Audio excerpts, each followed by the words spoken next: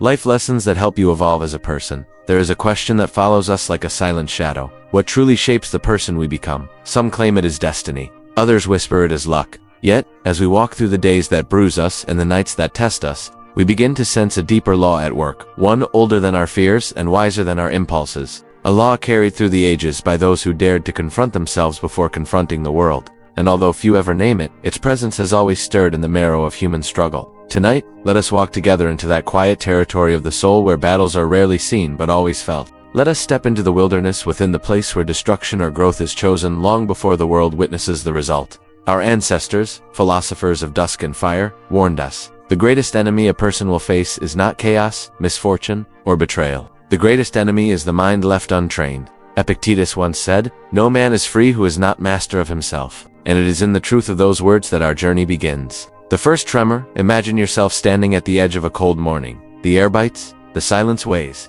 The world feels indifferent. Perhaps this morning is real for you. Perhaps it is just metaphor. Either way, you know the moment when the chest feels heavy with emotions that demand surrender. Anger that threatens to blind you. Fear that claws at your ribs. Anxiety that wraps itself around your throat. We have all faced that morning. None of us faced it willingly. There is a hidden cruelty in being human. We feel deeply, and sometimes too deeply.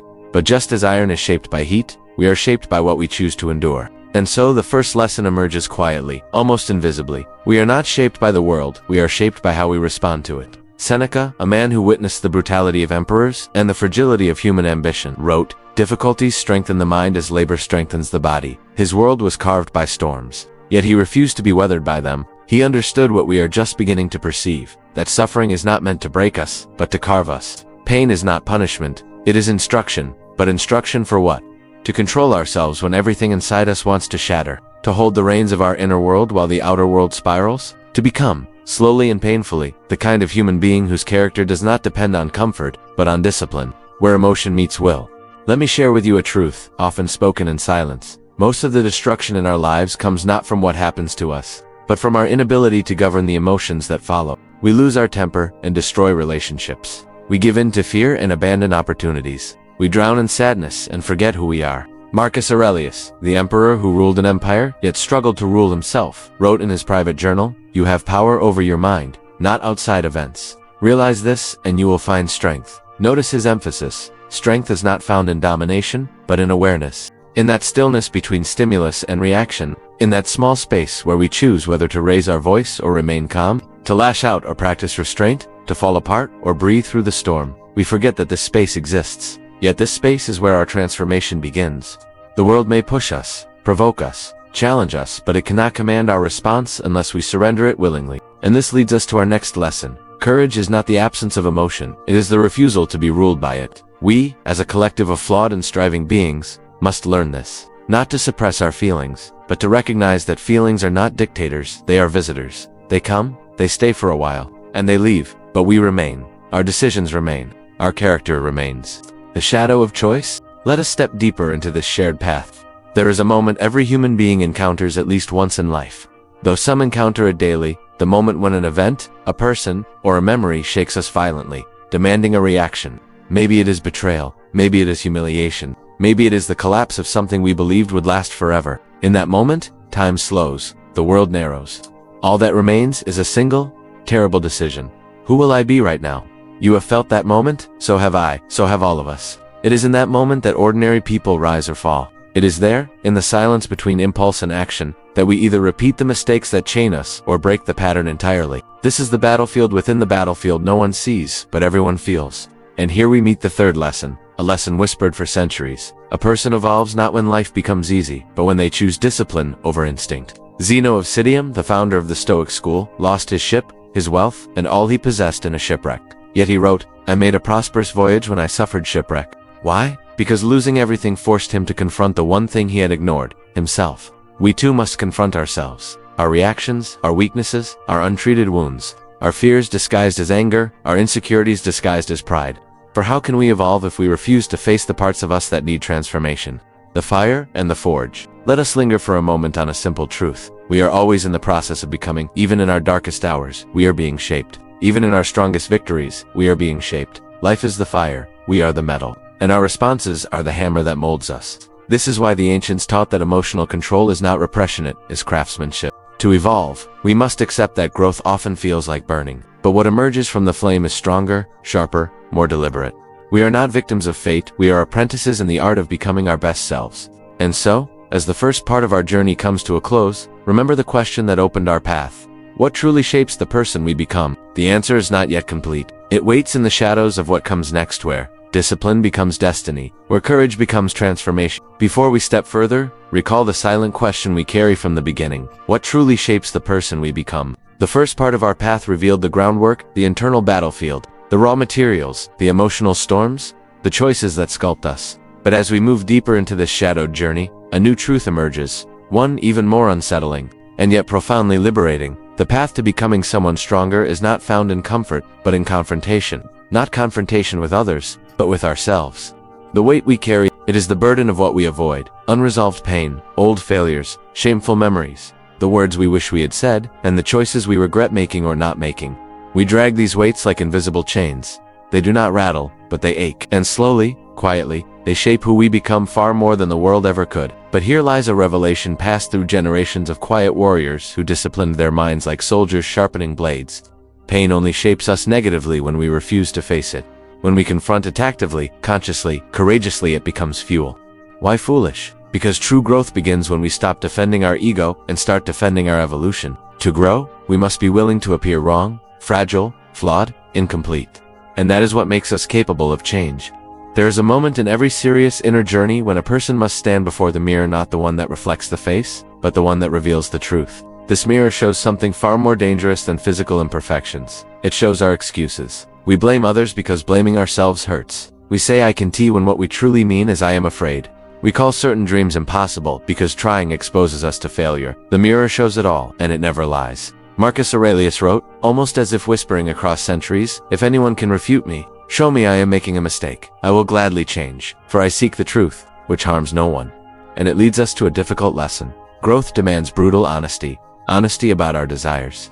Honesty about our weaknesses. Honesty about the behaviors we repeat that sabotage our own lives. We cannot evolve while lying to ourselves. We cannot change while clinging to narratives that comfort us but destroy us. Yet honesty is only the beginning. But the truth is harsher and far more empowering. Transformation is a daily battle. It happens in the small things. Choosing not to react in anger. Choosing to do the hard task rather than the easy one. Choosing to speak truthfully instead of comfortably. Choosing effort over apathy. Choosing patience over despair. Each choice may seem insignificant, but together they carve a new identity. Seneca warned, most powerful is he who has himself in his own power. And this, perhaps, is one of the most painful truths for us to accept. No one is coming to save us. The person we become is carved by our willingness to fight the same inner battles repeatedly, relentlessly, even when no one is watching, especially when no one is watching.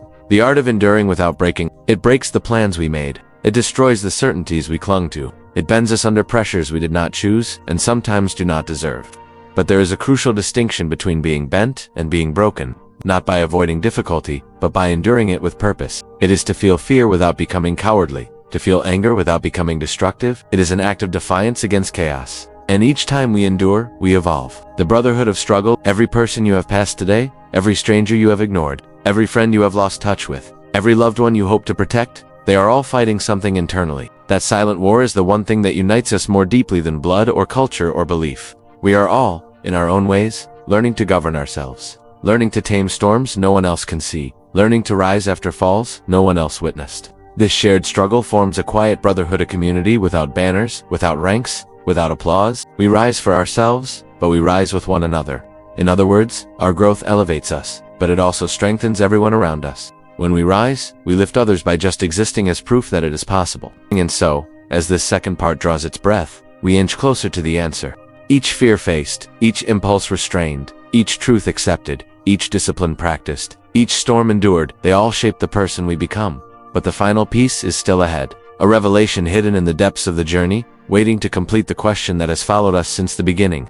What truly shapes the person we become? The answer is near, but not yet. As we step deeper into the interior world, this hidden domain where human transformation is forged, our question continues to echo. What truly shapes the person we become?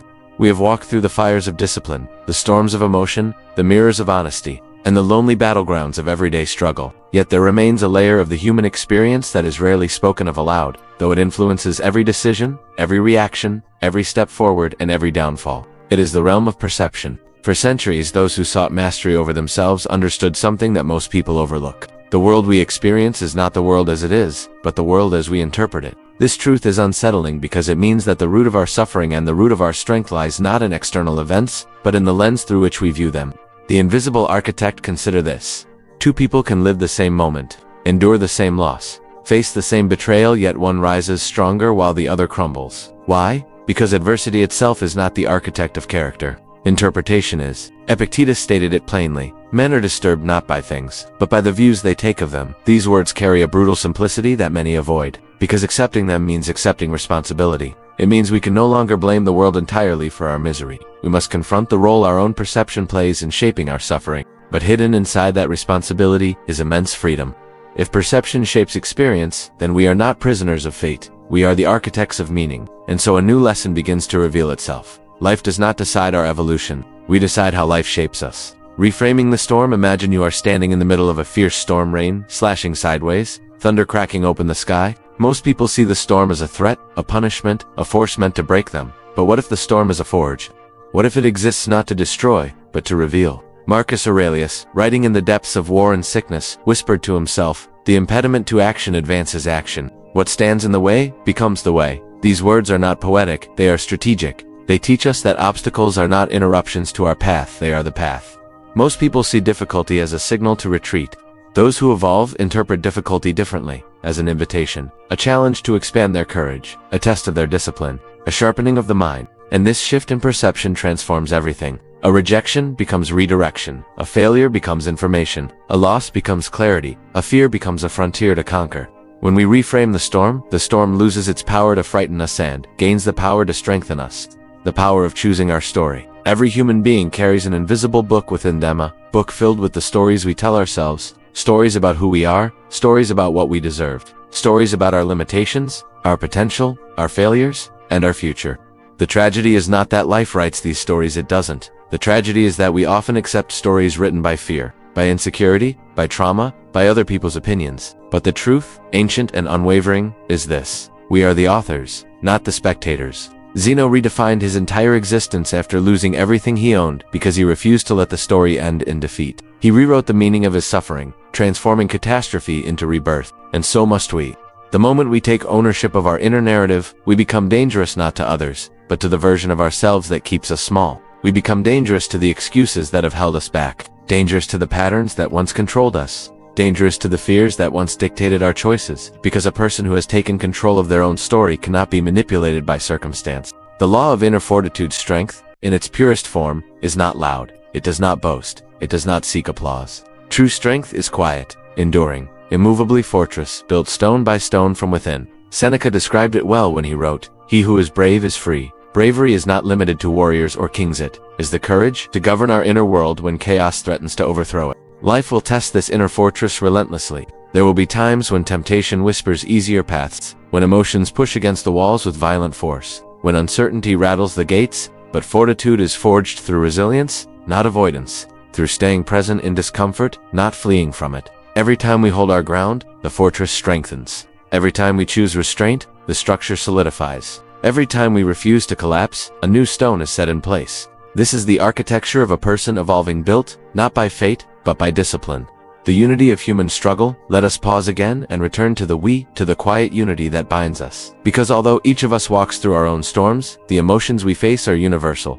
Fear is fear, pain is pain, anger is anger. The shape of our struggles may differ, but the substance is identical, and this universality offers a strange comfort. We evolve not only as individuals, but as a collective of human beings carrying the same burdens, fighting the same inner wars. We may not speak openly of these battles, but they connect us deeply and silently. This connection reminds us that our strength does not isolate us. Our discipline does not make us cold. Our emotional control does not detach us from others. Instead, it creates a foundation from which we can uplift, protect, and inspire.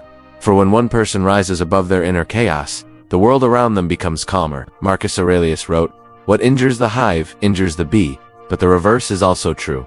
What strengthens one of us strengthens all of us.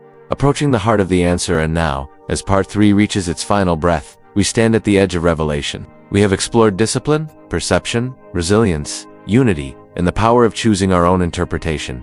And through this entire journey, the question persists, unchanged but deepened. What truly shapes the person we become? We are closer than ever to the truth that has guided ancient minds and modern hearts alike. But the final piece of the puzzle lies just beyond this threshold.